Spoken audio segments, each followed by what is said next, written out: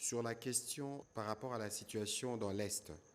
J'aimerais d'abord que vous puissiez retirer ce que vous avez dit tout à l'heure.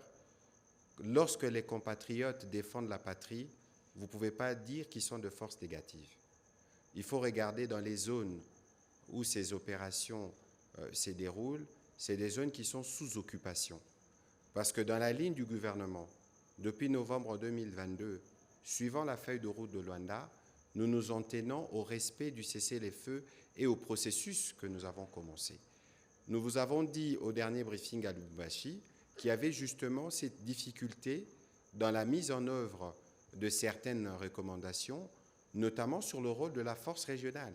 Parce qu'aujourd'hui, les processus de précantonnement qui devaient suivre le retrait,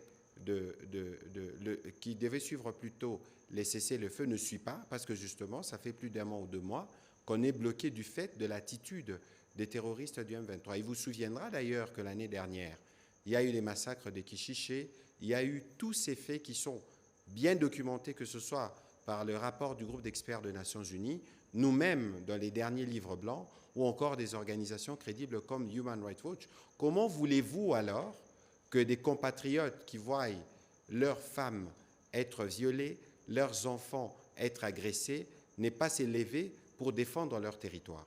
Et vous avez vu que le Rwanda a été sanctionné par le gouvernement américain, mais c'est justement parce que dans le travail qu'ils font avec les M23, ils kidnappent les enfants et les enrôlent de force pour que ces enfants deviennent comme la chair à canon et ils s'inscrivent dans tout ce que nous déplorons. Et donc nous, comme gouvernement, évidemment, nous suivons la question.